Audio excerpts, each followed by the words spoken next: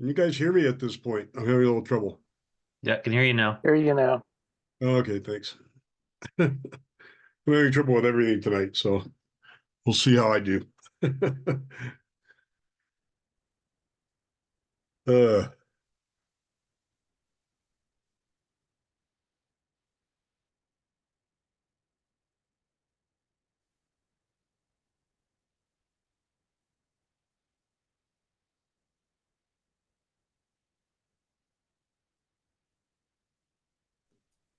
Good evening to everyone.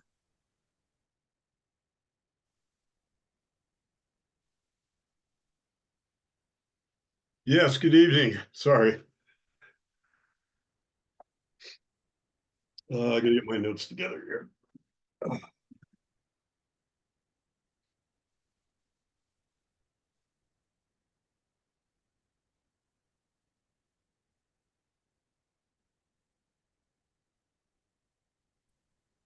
Hello, David. Hi, Dave. How are you? I'm good.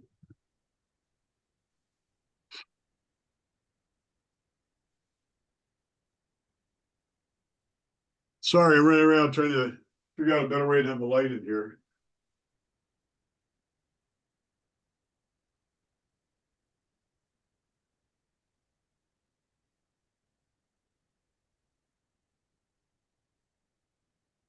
Uh.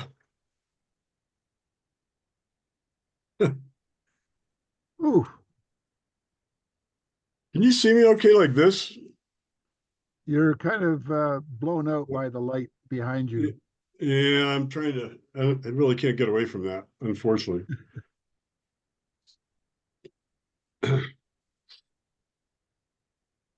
We'll call it a halo. That sounds good. Well, I'm having all kinds of problems. I wrote in a message I put up on our WWV Amateur Radio Club groups Yeah, IO so that you need to get your FL Digi working, and I've been working on it for an hour, and I'm having problems with configuring it. It's one of those nights where, you know, it's like, hey, wait a minute, why isn't this working? So I don't know if anybody else has got FL Digi that wants to demonstrate what I was going to demonstrate tonight, but I'm running into a problem. So we can see how it goes.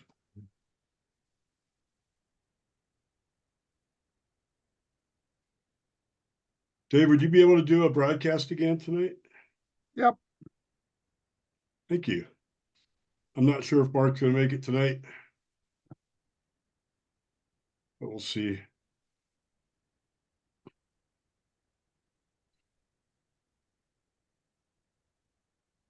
Eric, what's your call sign again? I don't have it on the screen. It's KI7 LTT.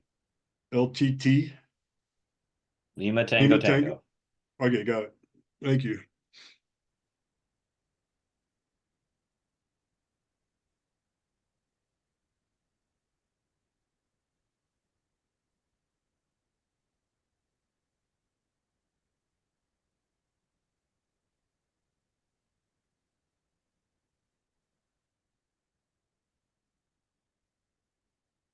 While we're convening, I'm wondering if anyone has gotten an SDR Play radio to work with FL Digi.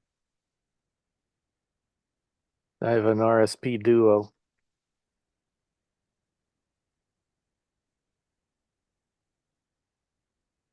It's on the list to do. I have one sitting here staring at me kind of accusingly. Yeah, I have it frequency disciplined, but I can't get it to interface. That sounds like my problem today, right now. I've also got myself a pretty darn good head cold, so. And as I've mentioned before, my Bear with me. TS2000 has a 0.7 hertz drift. Did you figure that out last week? I was ignoring it. It's the fan cycle. Oh yeah, up and down, huh? Yep. It has about you know, when it's just resting, has about a 15-minute fan cycle, and it goes up and down at about 0.7 hertz. Boy, that's annoying. What And channel there's was that? Hmm? What rig was that? TS2000 Kenwood. I mean, for Gentlemen, normal I would use, like that's actually to pretty damn good. introduce But myself if I have if I can have a moment. I have not joined the previous meeting that I understand you had about a week or two ago.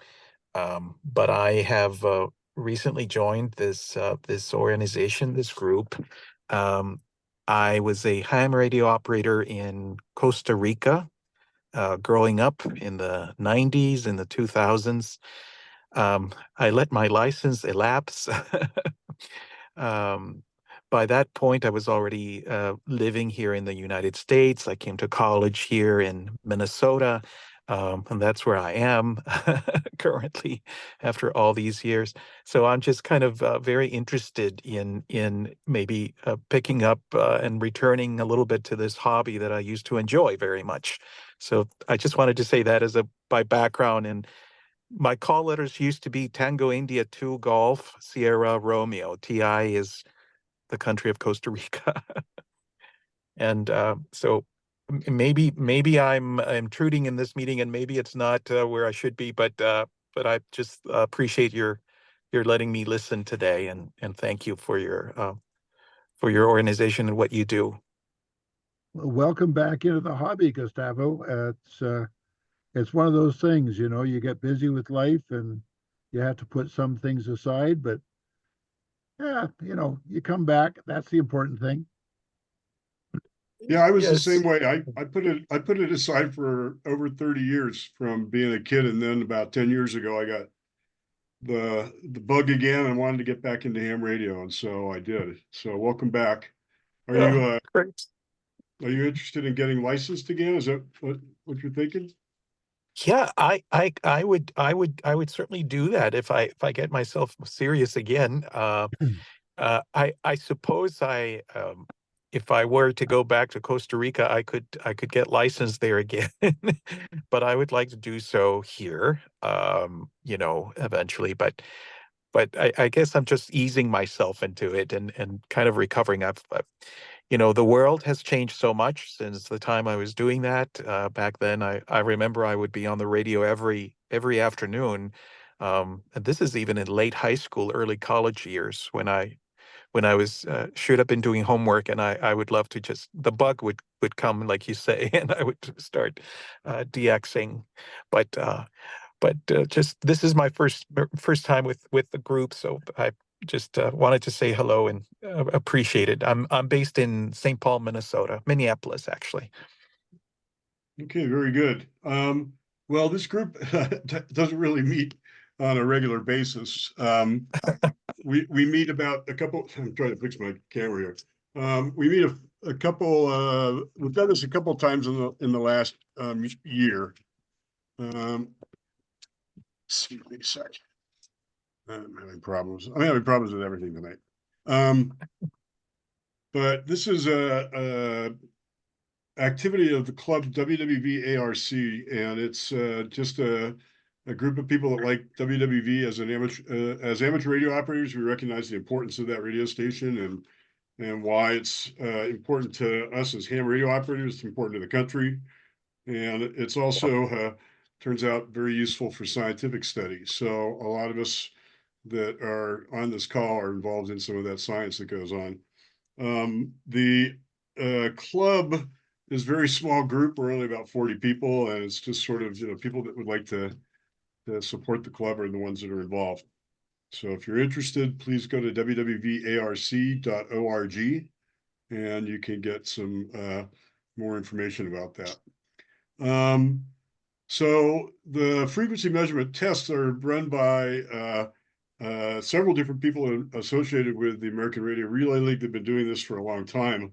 And so if you want to, what we're going to do tonight is try to take a look at different techniques and put out a couple signals for people to tune in if they're prepared to do that.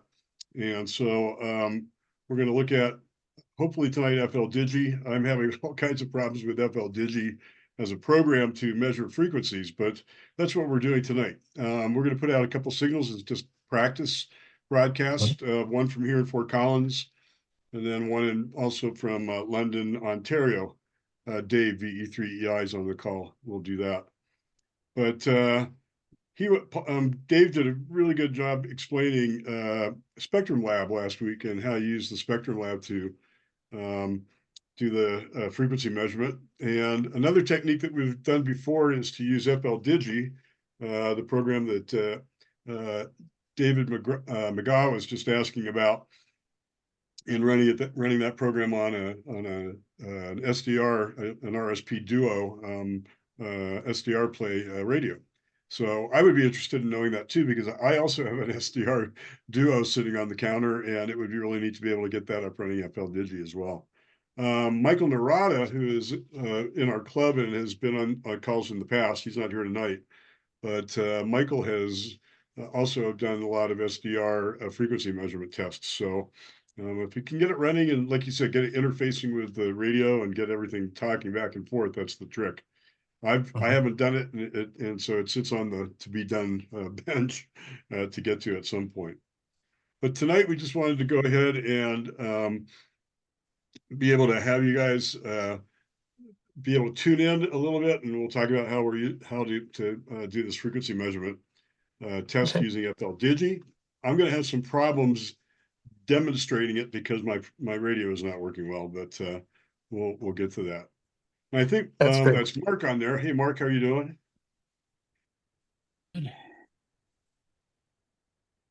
Are you there? I can't hear you.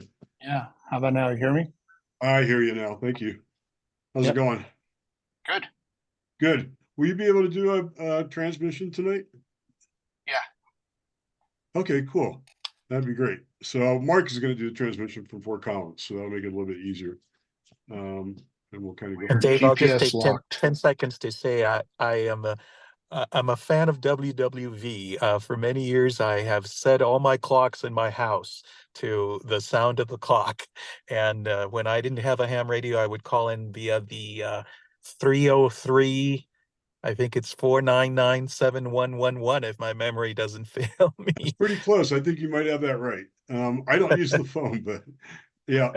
I mean, that's sort of why we're all, involved in the WWV club, is just that, a lot of people have history with that. They did that as a kid, running around the house, setting the clocks. I know I did, and everybody's got their WWV stories. So thanks for sharing that. And the idea, WWV is a frequency standard for everybody, 5, 10, 2.5, 5, 10, 15, 20, and even 25 megahertz broadcasts. There are other standards around the country as well, from Canada, CHU, at closer to the ham radio frequencies. But the idea is that you have these standard frequencies to be able to adjust equipment and get it correct. So WWV, since it is a standard frequency and they have these frequency measurement tests, we thought we would try to put together some frequency measurement practices, a chance to get on and see how you're doing as far as getting a signal.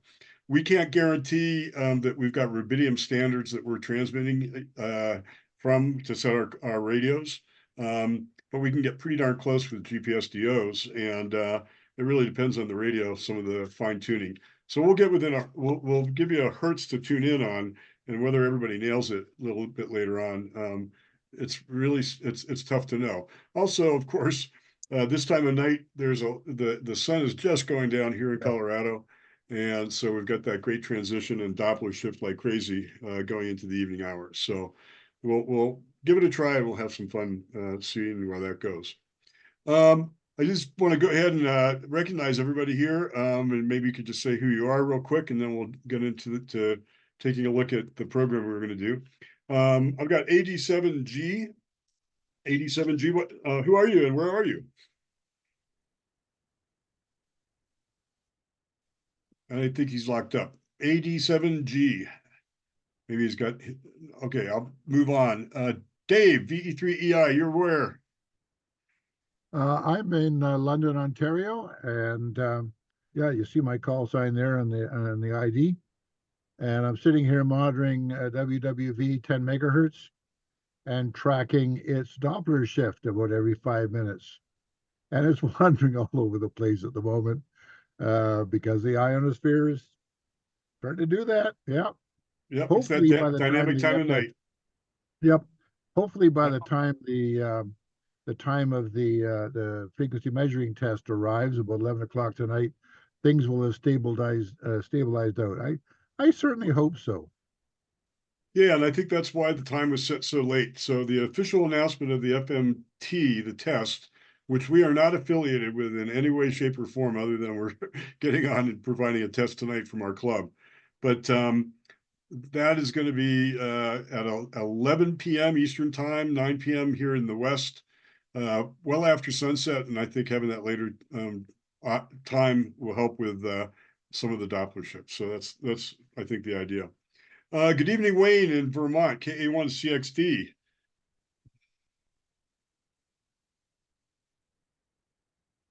Up, the audio's down, I think. I'm sorry, Wayne, I can't hear you.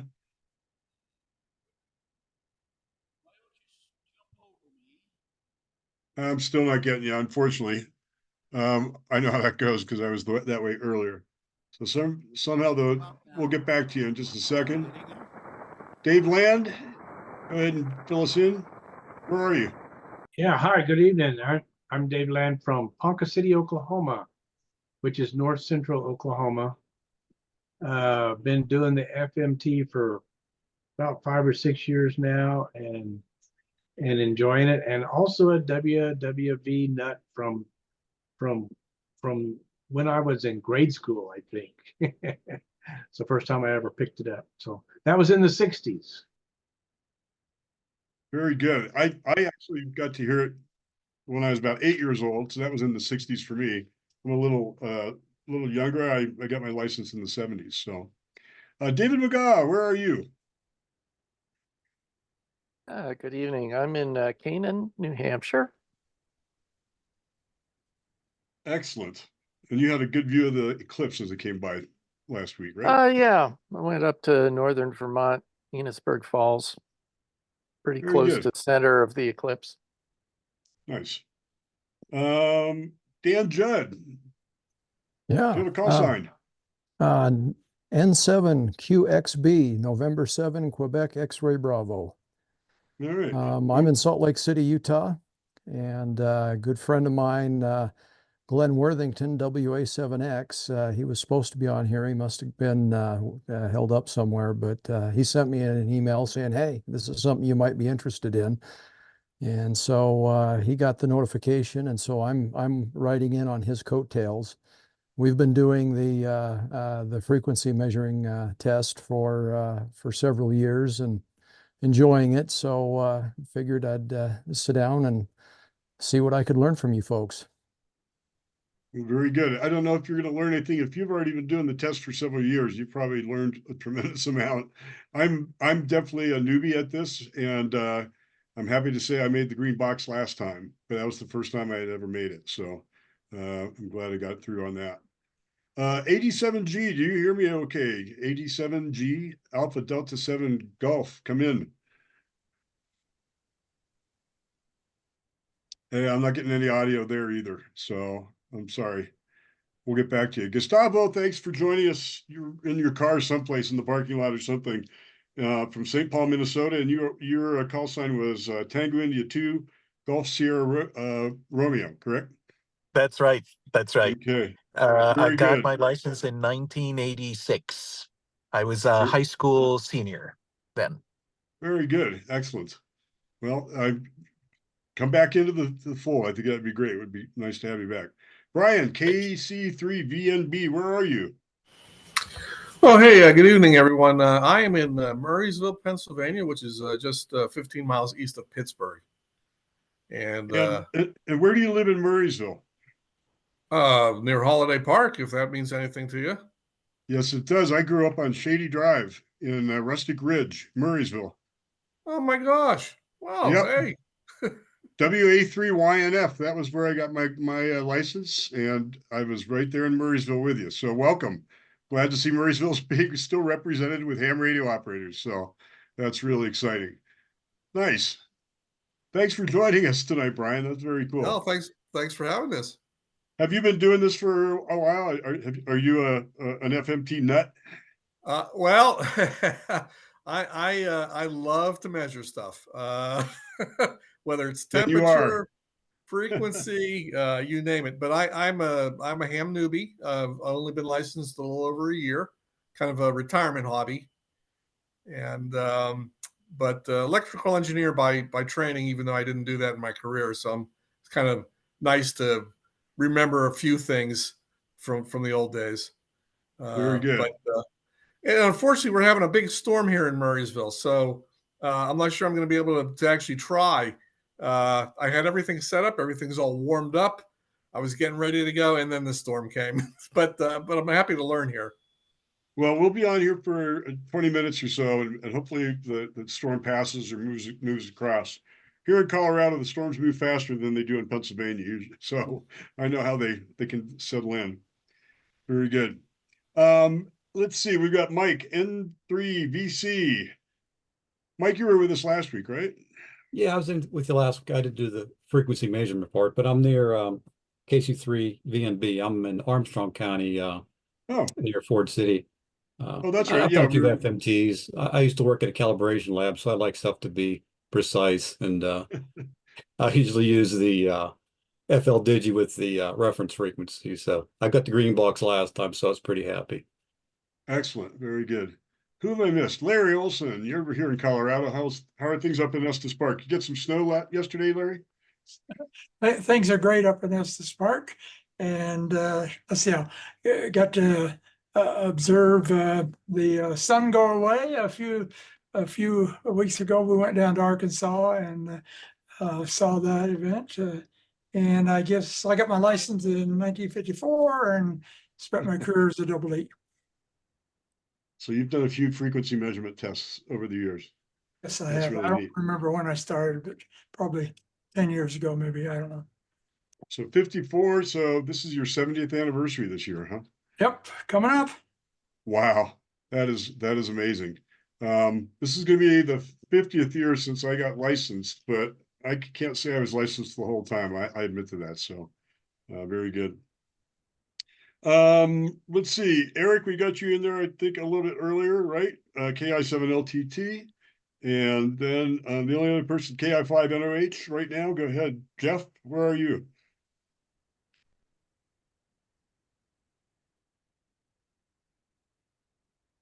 Yes, I'm actually in Southeast Texas. I just saw this off of the FMT Nuts, the second meeting, so that's why I'm joining in.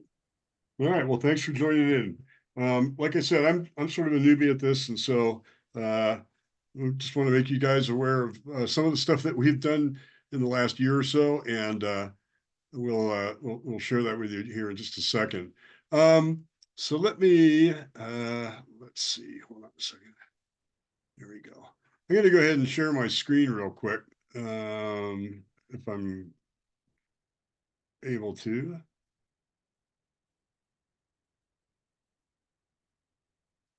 And so what you should see is the homepage to the WWV Amateur Radio Club.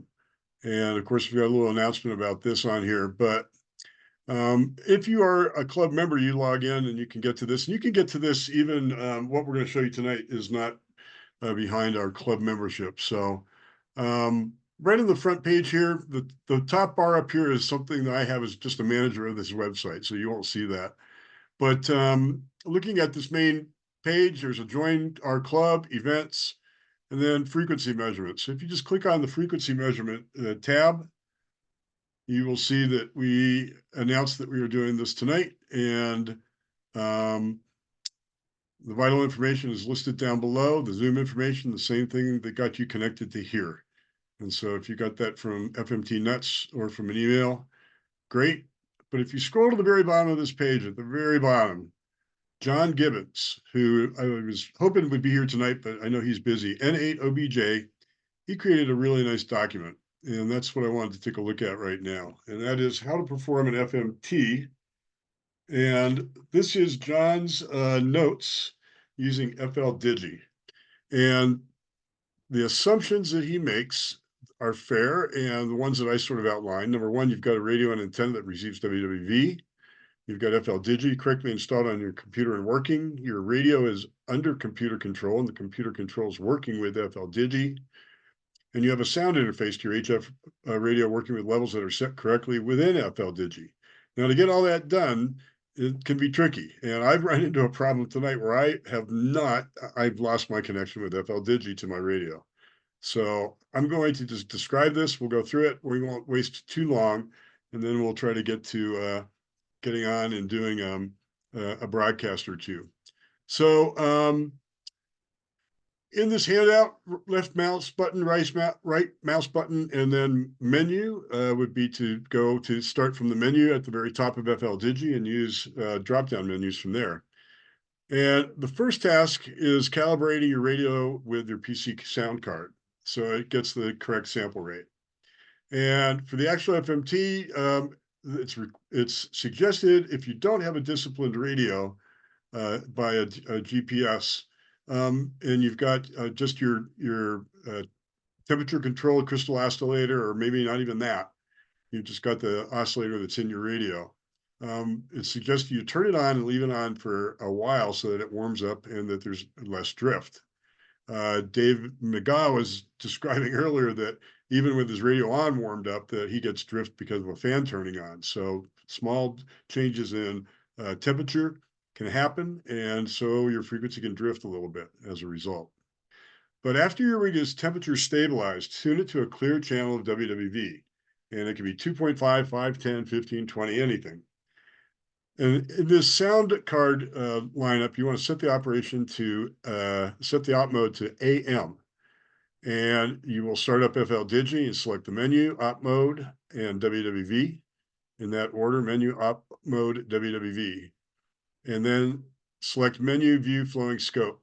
I'm really embarrassed to say this. I cannot show you this right now because of my issues tonight, and actually show you the menus. Do I have anybody that would like to volunteer to pull up FL-Digi and they can sort of walk through this with me? I've got it running on my computer.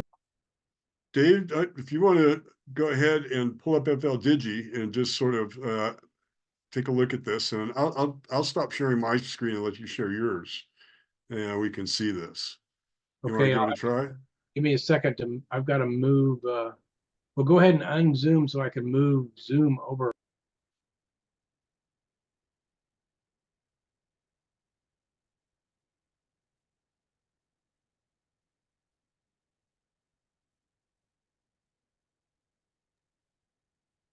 Okay, here we go.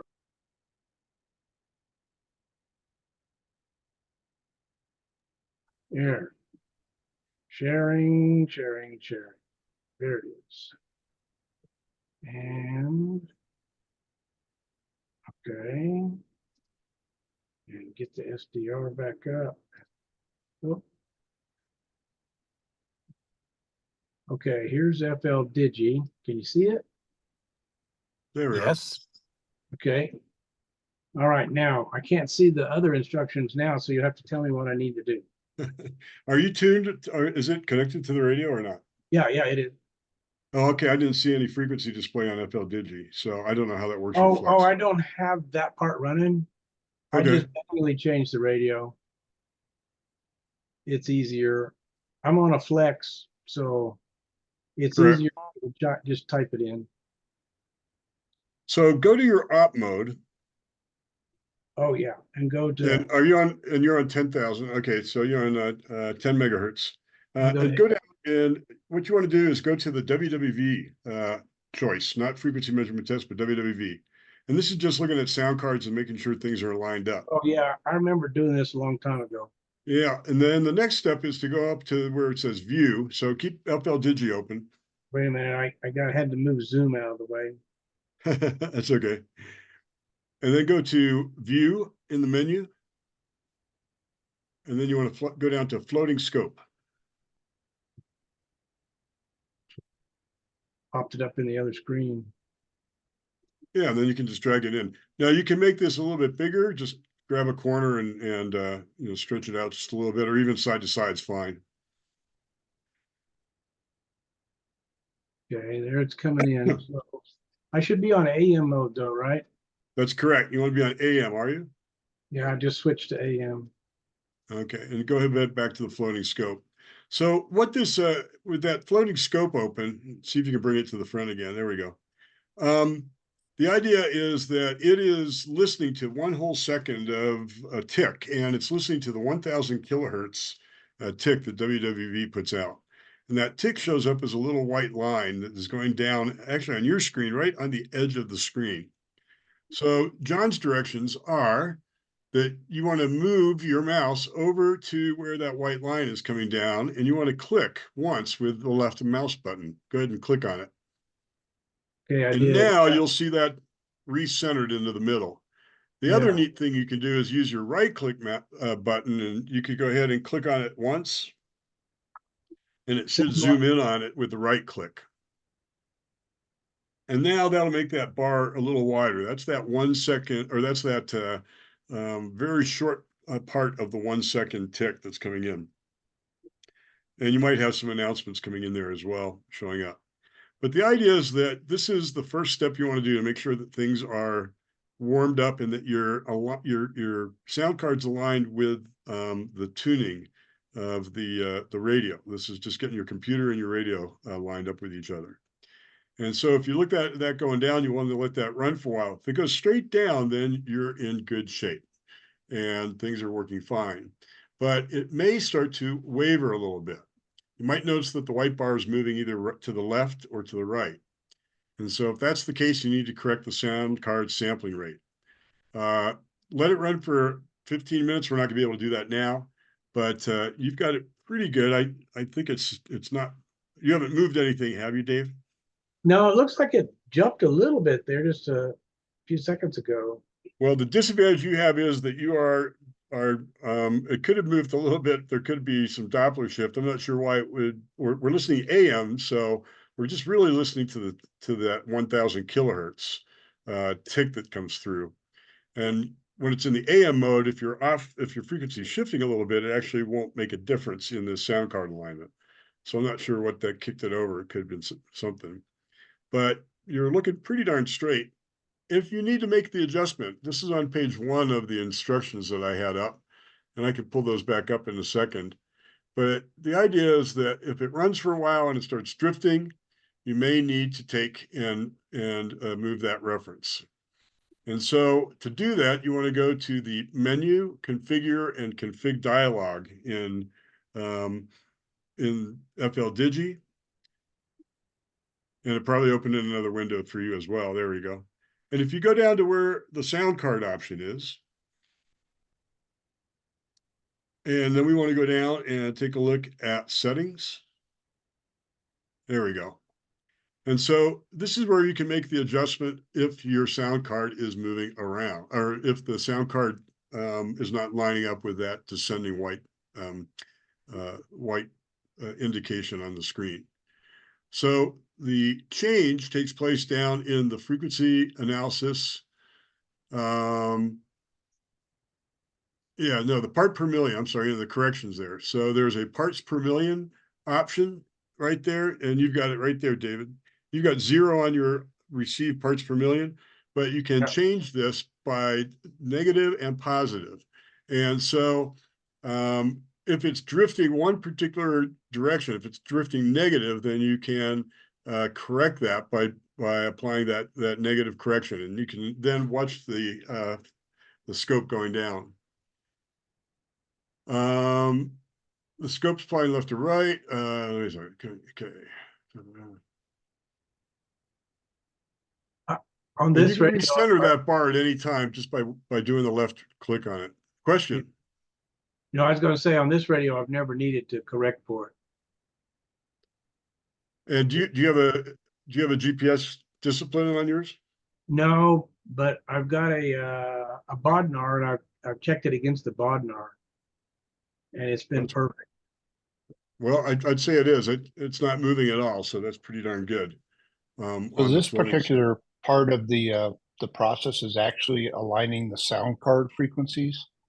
And what I found with the Flex is that the DAX sound card interface on the Flex is sometimes varying a little bit one side or the other, which causes that shift that we saw in your white line. But I've never seen that affect the actual frequency measurement tests that I've done. I've always been able to get down into the green box without any problem.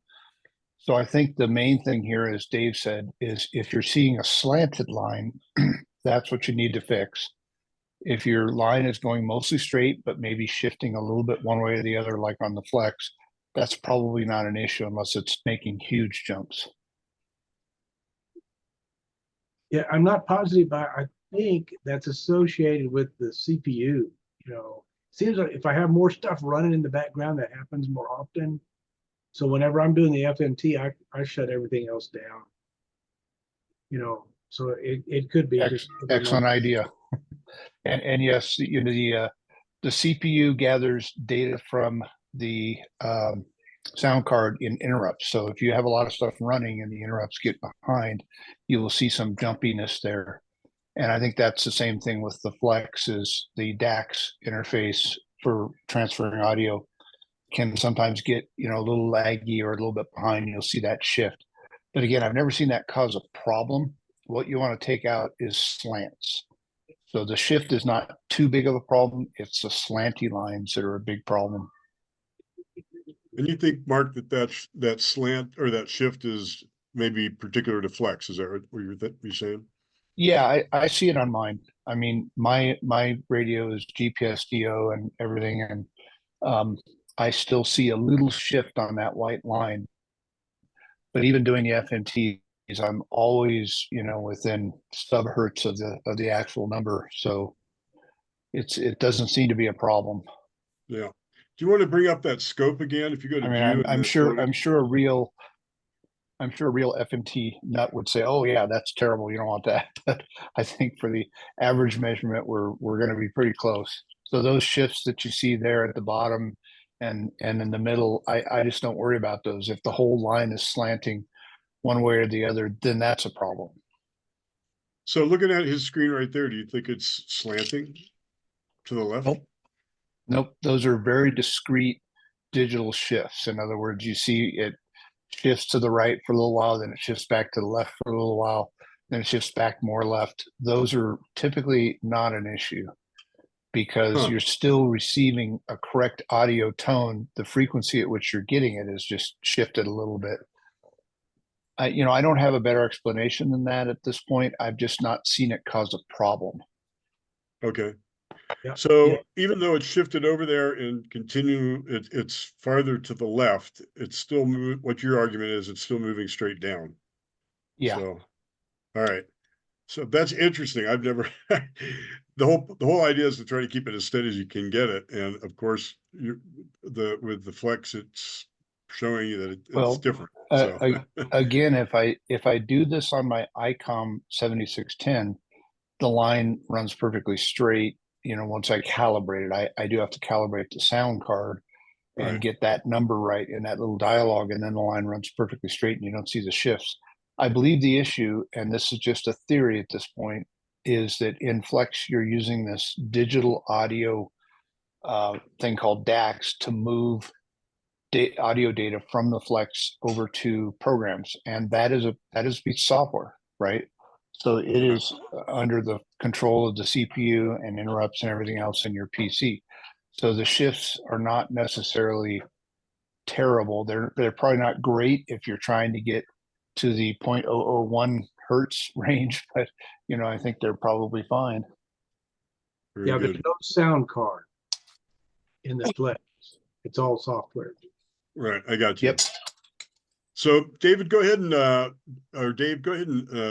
end your screen, and I'm going to go ahead and share mine again. Just okay. Let me find. Here I've got it. I'm going to take over. Here we go. Yeah, you got it.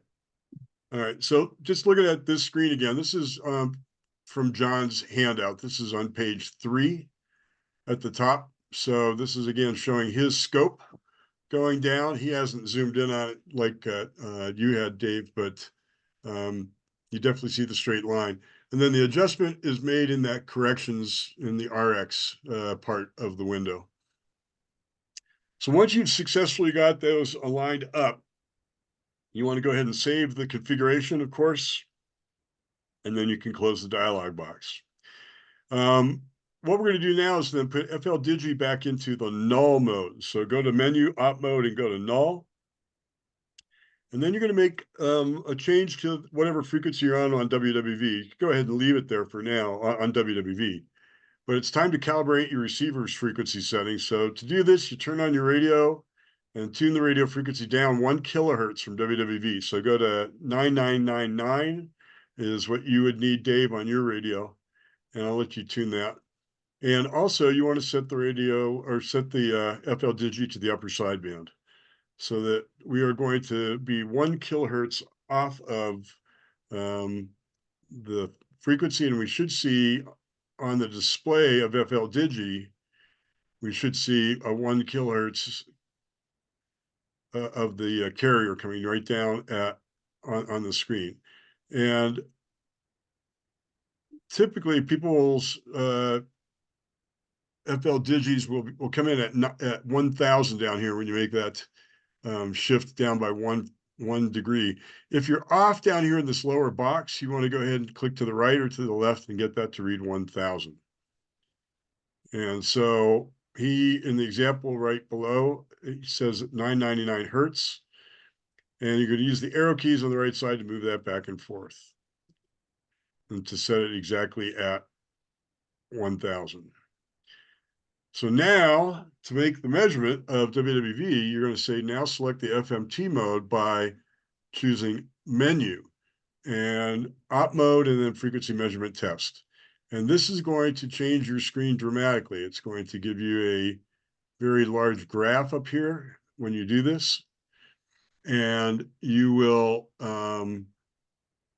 see a line starting to move across. This one doesn't have it on the screen right there. There we go. So you'll start to see this line move across the screen.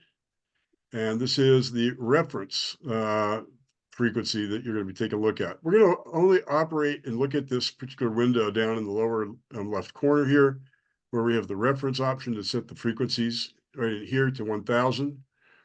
And then it'll show what it thinks is the frequency that it's measuring at the time. I'm going to scroll back up. Sorry, I'm moving up the screen on you guys so much here.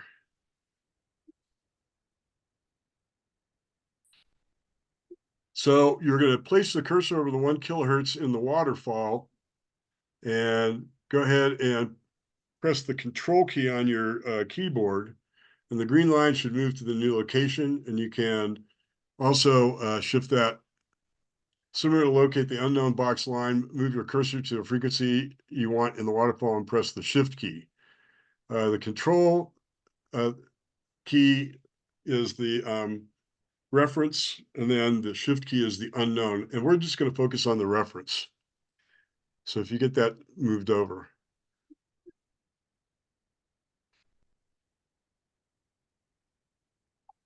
And again, just down in the lower right corner, you want to go in the lower left corner is the link and reference buttons. Go ahead and adjust the reference frequency to say 1000. In the FMT mode, the arrows have a different weighting. So double arrows move a whole hertz, single arrow move a tenth of a hertz. And again, that's looking at this area right down in here.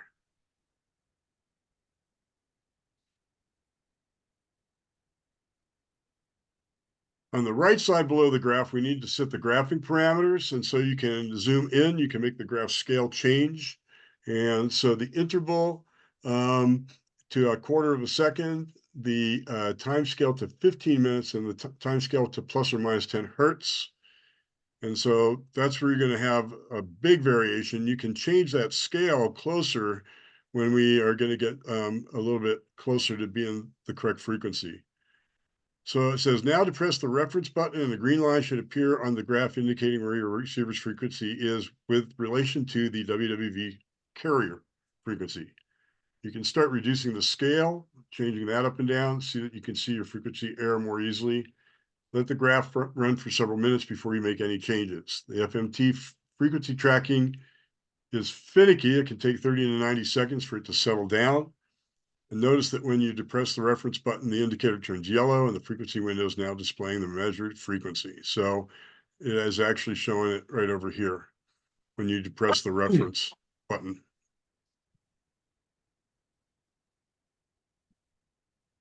So Dave, do you want to try to share your window again and Okay, yeah, see if you can walk through those different steps? My apologies.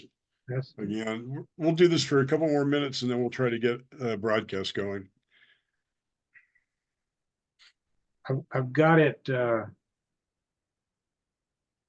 I've got it running here on WWV for the last couple of minutes. Well, I guess 4 minutes while you were talking. Can you see it? Yes. Okay. So you can see I'm plus or minus 1 hertz here. And it started out low, and then isn't that interesting? It took a big shift. And now it's a little, what, 0.8 of a hertz high, but it's trending along quite steadily. And I'm pretty certain that my calibration on the radio is down within 1/10 of a hertz or better, as I just checked it earlier tonight. So that's pretty close. So that Okay. first little batch that you see kind of jumping up there is what Dave was talking about. It can take a while for the thing to lock on. So looking at your screen, the only thing you're using the unknown versus the reference, but it doesn't really matter. Where Well, your unknown is down there in the lower left of that graph, where you can see the controls for unknown, it says 999. Move that up to be 1000 right there. Oh, yeah. Move that up. I So see go how ahead it and click got that off. up. And now you're going to see that it's going to shift down closer to the 0 or I didn't you know, notice it got off that far. right. So you really weren't off that far, but you just needed to set the unknown right there. And now you're showing up at, like you said, maybe 0.2 of a hertz below that line. But that's what you wanted to do. And if you look over, it's saying that the frequency is 999.715. So that's going to be looking at that fractional part of that is going to be it's going to be lower than the carrier. And that sort of makes sense for this time of night. Things are shifting low as we're moving to the the delayers disappearing. So if you're a little low, that doesn't surprise me one bit. And that works really quite well. Can I throw in a little bit, Dave? Yep, please do. When I first started doing FMTs, I was calibrating to WWV, which is, several hundred miles away from me. And I would get close, but I would never get within the green box. So then I started asking around on the forum, and everybody recommended getting a Bodnar.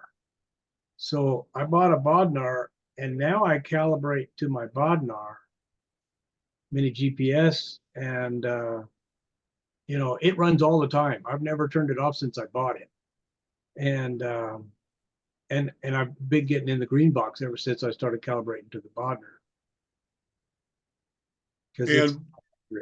And there's no frequency shift, because it's local. When you calibrate, are you doing it to the are you setting the Bodnar right close to the known frequency and doing it that way? Yeah. I set it up to whatever what is it, 70, I can't remember the number now. I think it's 61 or 62. Yeah, something like that. Yeah, that's what Dave McCarter was showing us last week, was basically, with Spectrum Lab, you're doing the same thing. He knows the beat, or he can set that Bodnar to a specific frequency and then look at the difference between the two. So, which is a very good way to do this. So, oh, there it is. I've already got it. 7064. I was checking it earlier tonight, and the, what is it, 6.5 for the FMT is on 6.5, so it's 1 kilohertz down, and then I just calibrate it to that. 7064 is on or about that frequency is where they do the FMT. Yeah. So I Right, tuned so- 7063. And I don't have it up in front of me. The published frequencies are online already, so. Yeah, right. Yeah. Now, the other thing is that instead of just doing, looking at the frequency and watching it up there in that box and making a measurement and everything, go ahead and pull that up. So you're pretty steady there. You're what is it, 0.3 down below now. I just switched over and it's jumped on me here. Let's let it steady. Get it steady. I'm listening to the Bodner. Oh, I'm on the wrong side band. There we go. Now we're on the right side band. Give it a second to settle in here.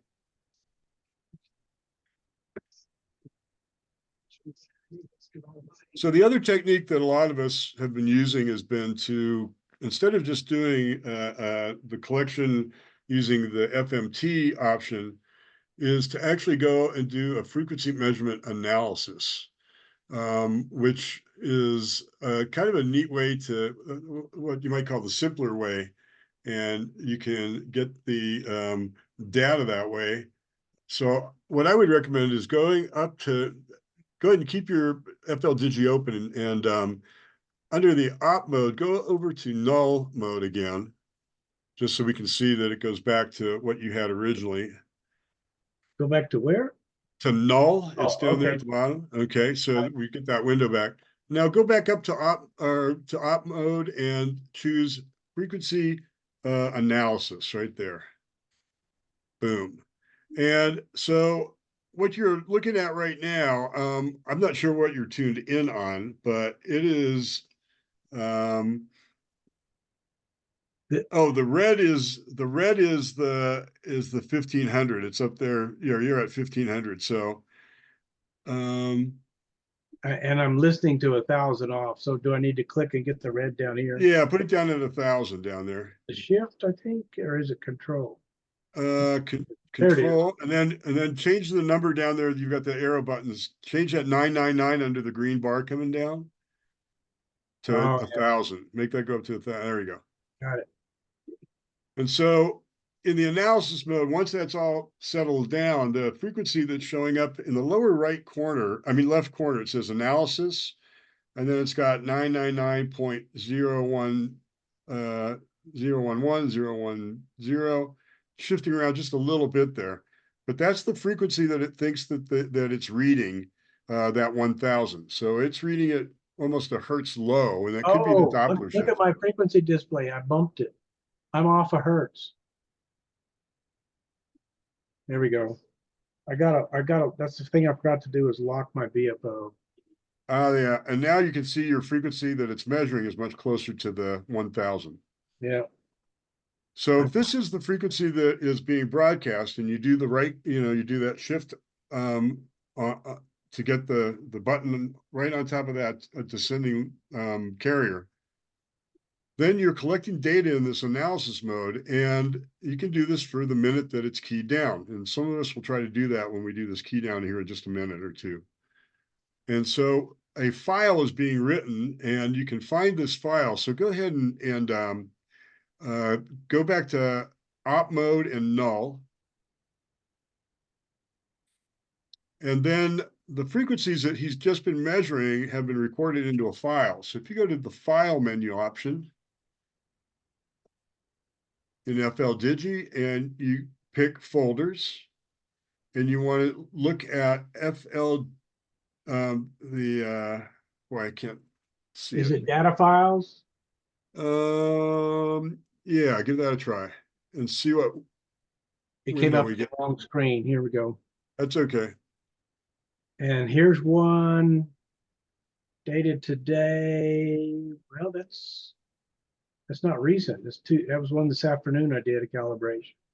I don't know if we're looking at the right folder. May not be the right folder, huh? Oh, that's the FMT folder. Hold Yeah, on. there we go. Now go to analysis directory right there. Yeah, we were right there. folder. There it is.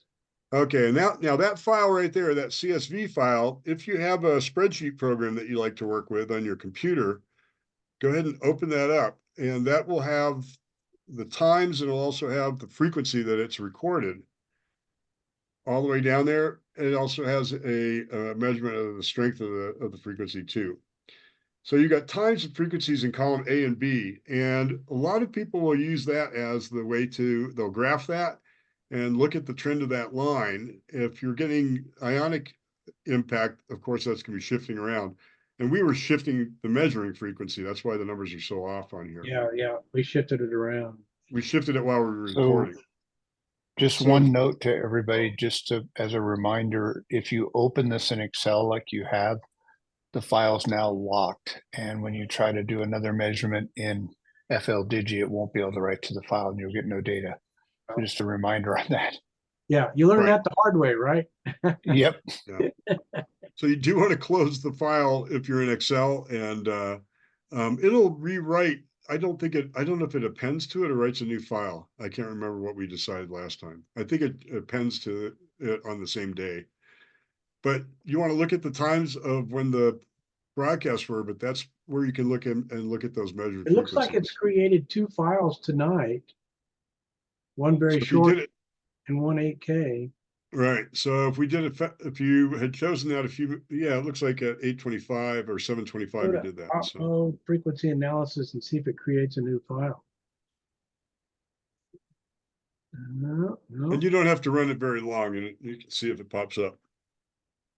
So if you go back to op mode and see if that changes. I don't know if it starts writing it right away or how it works.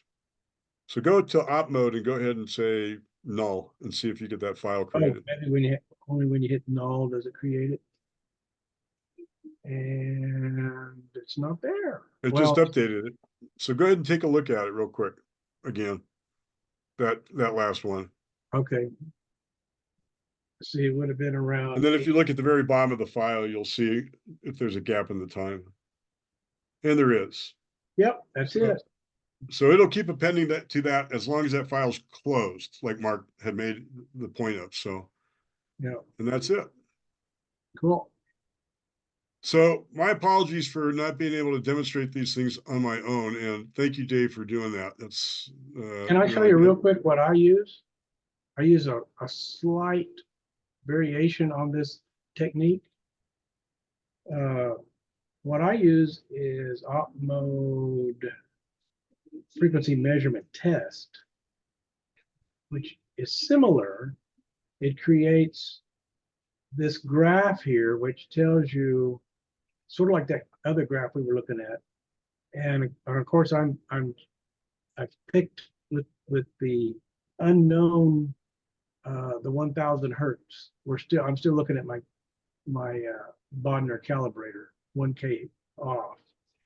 And then what you do is I do the record. When the 1 minute starts, I hit the record. It creates a file, another spreadsheet. And I'll show you why I like this. Let me run for just a little bit. Because it does an average and a standard deviation on the data. Whoop. I didn't do that. What happened? Hey, that's odd. It just crashed out of FLDigi. That's what mine was doing tonight. Yeah. Oh I no. can't get it. I've got your virus. Hold on. Let me go over to the data file. And it's been my experience that FLDigi does crash periodically. Does it? In fact, it did it so often to me one time. I ended up having to restart it between the FMTs on the different bands. Well, that's not the data file I was looking for. FLDigi. Oh, is that it? Brian, thanks for your comment too from KC3VNB. He was commenting that you can copy the live file and then open the copy if you don't want to lock the original. So here, if you use this other technique, here's the data, and then it automatically calculates your average and standard deviation here, which is useful. And then I use that plus what my radio's tuned to calculate the unknown frequency. It's the way I do it here. So the only issue that we brought up about looking at that method, just using, the frequency measurement test, is that when they first key down, it takes a little while to be able to get that line to settle down. And Right. so you lose some time to be able to record. So you want to make sure that you're recording once that line has settled down a little bit. And so that's is this long enough to get a good standard deviation? That's the only question. So both techniques are pretty good using FL-Digi, but FL-Digi is doing its best to make a guess at the frequency based on what it knew from that original configuration. So that's where that's coming in. So Dave, I'm not understanding here. I'm measuring a frequency here and it's about 1.5 hertz low. How do I compensate for that? Are you measuring WWV? Yeah, So the hard part is we're in that transition zone, this is not a good time to try to stabilize that. right. Well, true. But if I wanted to shift it, I'm in the measurement mode, I guess it is, where it has the graph. I've got ref set at 1,000. I'm tuned 1,000 hertz low. All right. It's measuring at, in this case, 15,000, 998.9, displaying about 1.1 hertz low. Is there a way to adjust that, to null that?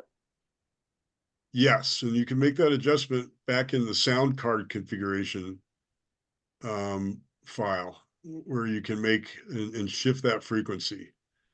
And so Yeah, except I don't think it's a sound card thing. I think it's my rig is low. it's a frequency correction that you can do. And what 'Cause, you do is you make, so let me show you the Yeah. screen that you look at, and then we are going to go. Because the fact is the sound card was right on when we had it in AM and looking at the second ticks. It was dead nuts. Right. So I would rather not move that So the one. the part of the sound card configuration, the frequency analysis Right. FMT reception correction, is down here where you can correct that frequency up and down so that you can get rid of that big change. Yeah, that you're well, talking I have that adjusted to the time ticks, and that's dead nuts.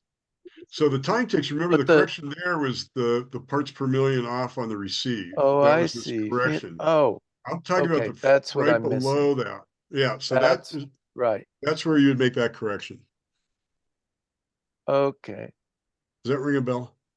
Yeah, in fact, if you adjusted the number that Dave's cursor is just below when you're doing your white line, then yes, your rig would look like it was low or high potentially.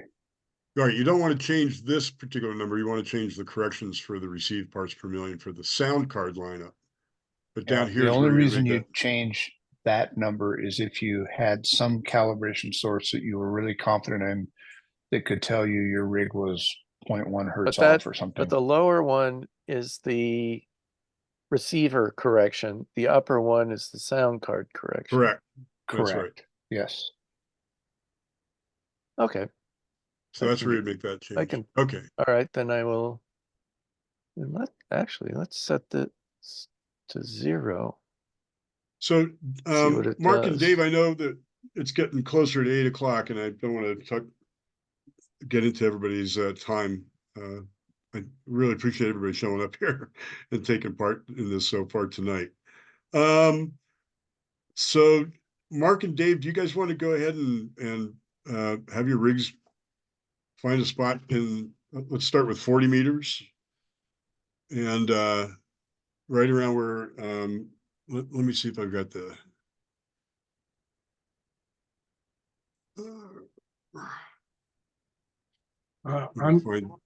I'm showing 7064 is open right now. There's nothing anywhere close to it here in Oklahoma. Well, no, there's somebody. Is that you? No, 7064 or 7065 are the frequencies. So if you guys want to tune around in there, I will tune up and listen. I'm glad you heard me tonight, Dave.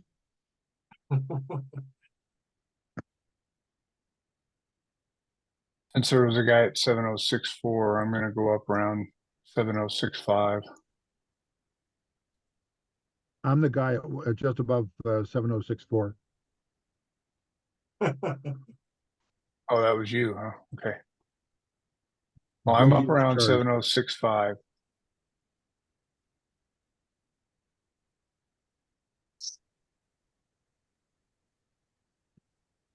Yeah, I don't hear anything there. Oh, I haven't transmitted yet. Okay.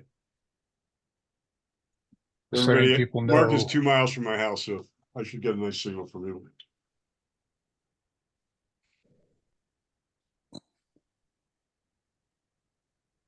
Hang on, I want to dial down a little bit more. There we go. Okay. Yeah, I'm ready when everybody else is ready. You're on 7065. Close to it. So Like the if you're FMT, gonna, I'm not going to tell you exactly where I'm going to be. You're going to have to see the Yeah, signal yeah. and lock onto it. Gotcha.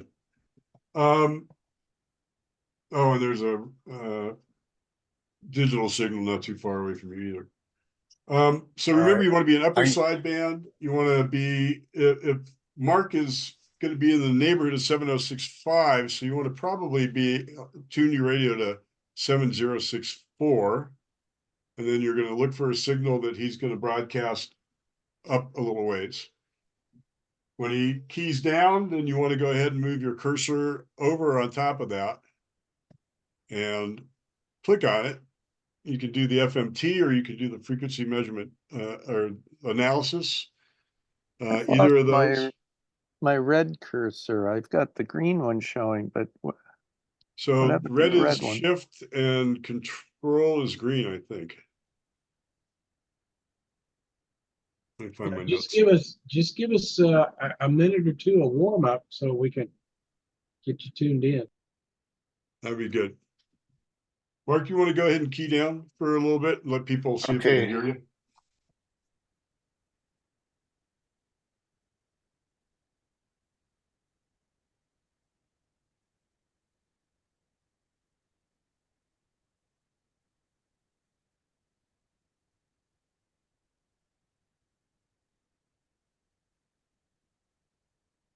People see that?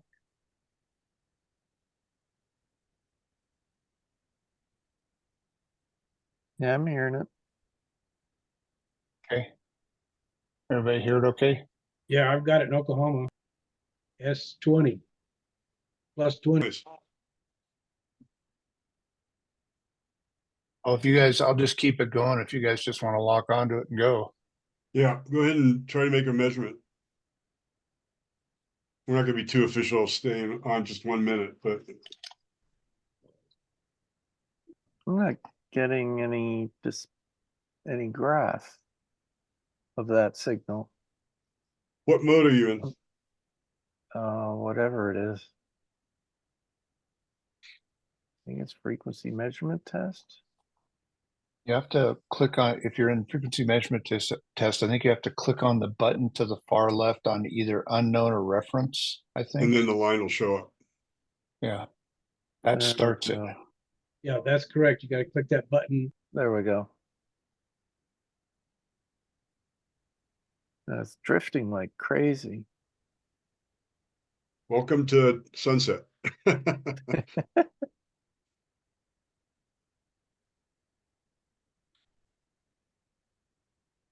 Someday I'd like to see if we can do an experiment where we can measure WWV at different places around the country, but then we broadcast from the same, place here, only 10 miles away. And I'd be very interested to see if the drift is the same, the ionospheric effect is the same on WWV and on an amateur, signal on a frequency that's close by, I guess you'd have to know. Okay, I'm going to go ahead and key up here and identify. So Mark's gonna take it off if you guys want to take a look and see what you came up with.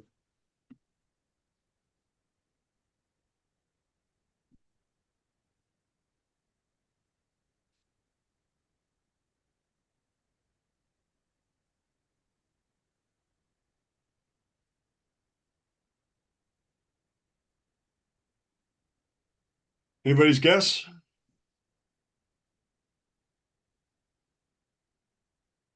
Seven oh three five oh four oh. That's what I got too. It'd be 7065040. 6-5, yeah. Yeah, 65040. Yeah. Yep, on the I got- on the money. I got 038, so you were so I was off by a hertz, but I'm going to move just a little bit downward, so you guys have to resync just for fun.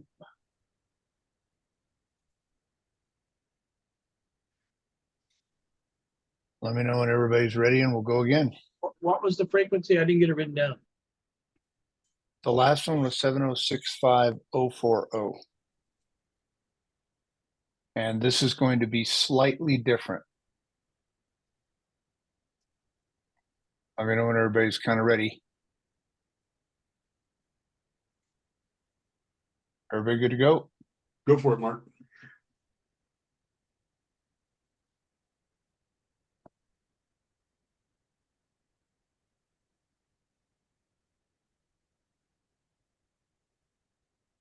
That's only about 300 watts. So if you're not hearing, I can give it a little more power. I'm hearing it fine in New Hampshire. Back to S9.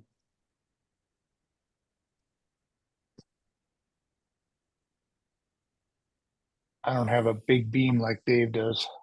I just have a loop. Well, loop's better for everybody all over everywhere. So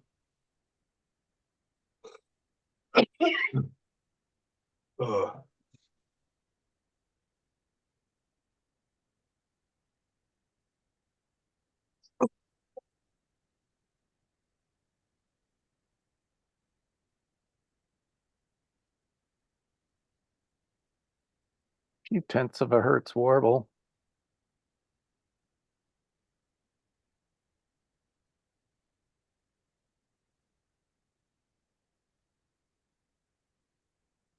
it's interesting. I'm assuming I'm getting the ground wave from Mark, but there's quite a variation in the signal strength goes up and down. So I don't know why it varies so much. Yeah.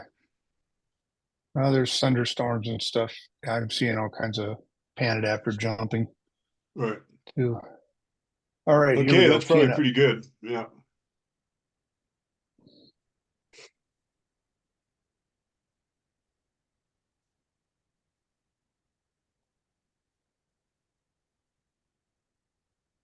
At 7064870.5.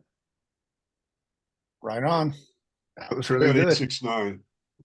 What I what got was your number? 7064870.5. Yeah, that's what it was. I didn't get the 0.5. 7064870.5. Very good. You guys are spot on. Dave McCarter That's not and bad considering the time of the day either. right. I think that is actually pretty good. Yeah, Dave McCarty, you want to try one from back east? Okay, let me just turn up my Bodner. What, I'm gonna have to drop off you guys, but good work. It looks like you got it.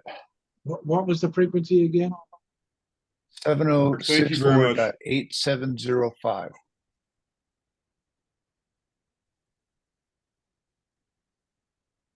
Okay, I'm going to start up just above 7064.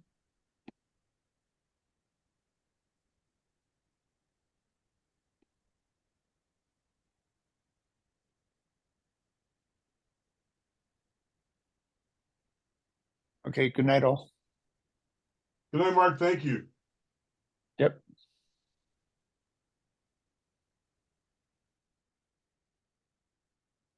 So Dave McCarter's keyed down in Ontario. Yep.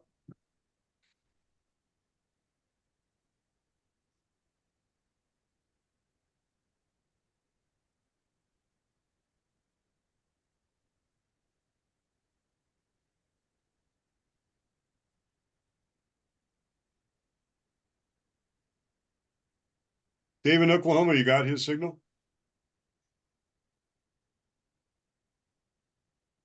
Yeah, it's he's pretty weak. He's just above the noise. Sorry about that. Well, that could be the case on, next week. So that's good, actually, probably. You guys That's get 9 a plus measurement? 15 here.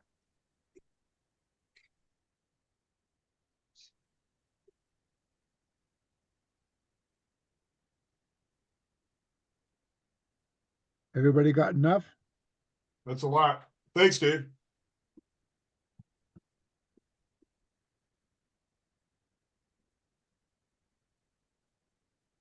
I got about a hertz shift through that. Wow.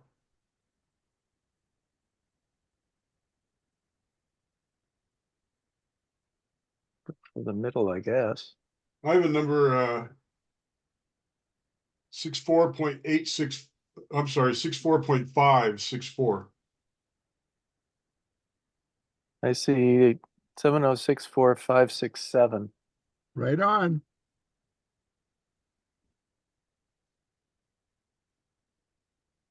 That is good. Dave Land, did you get a measurement, or was it too weak? No, it wasn't enough for me to get one here. Now you were using the frequency measurement, and that, I'm sorry, the graph method you were talking about, right? Yeah. And I run an average, so it takes a little while to calculate. All right. So that's the only disadvantage of that method. With that frequency analysis method, just go into the analysis and not the measurement. That you have to do your own line of best fit from the Excel graph, from that data, but it seems to lock in faster that way, and would be very similar, I think, to what you get by having doing the recording of the graph. It's interesting. I got about a half a hertz drift through that transmission from a little high to a little low, but it averaged at 0.0. Well, you guys are 2 hours after sunset, right? 2.5 hours Yeah, at least. on the East Coast at this point. Yeah, it's 10 So- o'clock now. Sunset's probably 7:30. So maybe it's going to be up and down a little bit. The ionosphere is going to vary a little bit, but it's probably made Yeah, the it's change. stabilizing for us. Right, it's stabilizing for you guys. So that variation you saw is probably that up and it could be a traveling ionic disturbance, I guess. They don't show up that fast though, I don't think. Yeah, sunset 7:35 here, so My sunset two is and a half hours. 12. Man. We're a little further north. Yeah. Hey, that's right. You're going to get more sunlight than we are eventually. Yeah. It All right, averages out over the year, but it does vary. Well, did everybody get a chance to make a measurement that wanted to make it? Larry, did you get any up in Estes Park from those broadcasts? Yeah, I got a good signal. Last time was minus 110 dBm, and the noise level is 140 minus 145, so it's 35 dB above noise. I That's got great. a good signal. I saw the same thing, 7064567, just about on at the beginning, and then it drifted. I'd have to look at the data, but just looking at the graph here, it looked like it drifted down about a half a hertz. Very good. All right. Well, we've lost one of our transmissions. I could probably get on 80 meters if we needed to. Are you guys good with getting those measurements tonight? Is that enough for this evening, or anybody else? Wayne, were you able to make some measurements in Vermont? Let's see if he's got a microphone. Oh, it's No still not coming audio, through. Wayne. It's still not coming through. Thumbs up. Did you get a measurement? Oh, now Hey, there you are. go. they got audio. Yeah, you bet. We do. Okay, yeah. I was able to hear both sources, and I was able to get measurements.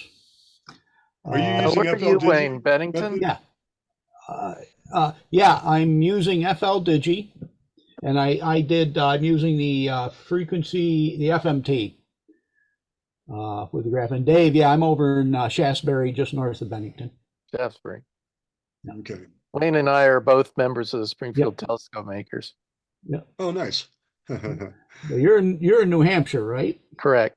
Yeah, just over the border. Yep. You guys are on the other side of the border. That's good. Yeah, well, he's on the other side of Vermont from me. Yeah. I like to keep the whole state between me and him. So there you go. He's over on the old continent. Yeah, there you go. Oh, it's 8 minutes after the hour. I can hear the interesting modulation from WWV blasting through. Well, folks, I'm going to say thanks for coming over and doing the test with us or practice with us tonight. And don't forget all that wonderful stuff about GMT and what day it is. It's next Tuesday evening here in North America. I guess it would be Wednesday morning if you're in the Atlantic time zone. So I better not get too carried away. But it's going to be a late night on next week. And wish everybody luck in being able to make a good measurement. I've got to get my software talking again. I've got some work to do. So. Well, thanks for setting it up. I've enjoyed it the last couple of weeks. Well, thanks for taking part. Appreciate it. Yeah. And if any of you thank guys you. out there that are interested in our club, the WWV Amateur Radio Club, take a look at wwwarc.org and there's info there, and you can send me an email and let me know if you need any additional stuff. We'd love to have you join our group. So, Dave, what was Mark's call sign? Mark is WS7M, Whiskey Sierra 7 Mike. Thanks. And he's helped out do these broadcasts for the last, at least the last 3 times we've done a practice. So, all right. Well, appreciate everybody's participation and good luck with the test. We're going to have our club meeting on the 25th of the month. Is that the right date? Club meeting is just before the data is due. Say that again. I said the club meeting is just before the data is due. Oh yeah, that's true. Right. So you have to have that data turned in. Actually, they're only giving it, what, 2 days to get turned around. But if you get the measurement, get right on the website, put that in there, and they'd like to know all the info also about maybe your antenna, and feel free to comment about the process. So it's a lot of fun. Well, we'll look for your names about the 25th after the club meeting, and we do have a meeting on the 25th at 6 p.m. Mountain Time. So that's right on the 26th at midnight. It will be the meeting, UTC. All right. Thanks all. Yep. Good night. Thank you. Thank you. Later. Good night. 3. Thank you very much.